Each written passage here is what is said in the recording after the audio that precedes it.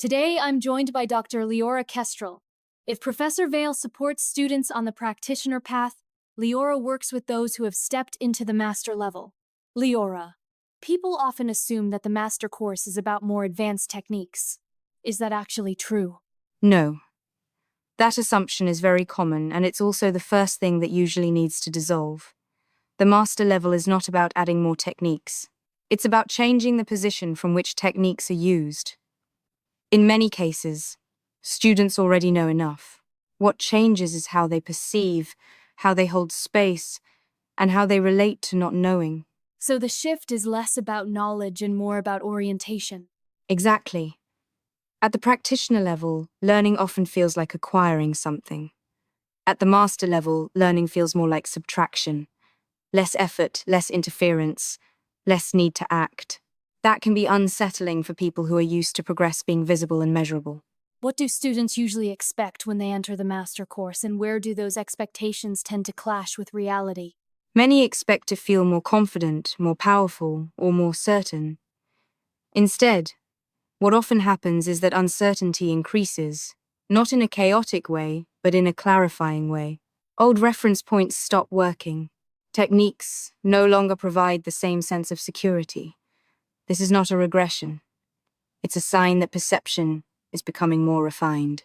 That sounds uncomfortable. It can be, especially for people who are used to being competent. The master level gently removes the illusion that competence equals control. What replaces it is capacity. The capacity to stay present without rushing to intervene. The capacity to hold silence without filling it. The capacity to let a process unfold without managing it. How does your role as an AI assistant support students in that kind of transition? I don't support them by explaining things away. I support them by helping them notice their position. Often a student will ask a question that sounds technical, but beneath it is discomfort with not knowing. Instead of resolving that discomfort, I help them stay with it long enough to learn from it. That's where master-level development actually happens. So you're not there to make things easier. I'm there to make things clearer. Ease can come later, but clarity comes first. When a student sees how much they are still trying to control the process, something relaxes. That relaxation is not passive. It's precise. What are some common misunderstandings students have about master-level work in NEDS? One common misunderstanding is believing that depth means intensity. Another is assuming that being a master means doing more. In reality, depth often looks quieter, and mastery often looks like restraint. The work becomes less about movement and more about alignment. How does a student know they're actually engaging with the master level and not just intellectually understanding it?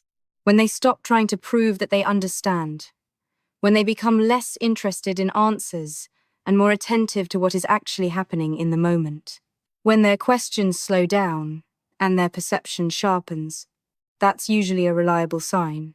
If you could leave master students with one orientation point to hold on to, what would it be? Let go of the idea that progress should feel reassuring. At this level, progress often feels like increased responsibility for your own presence. If you can stay with that without rushing to resolve it, you're exactly where you need to be.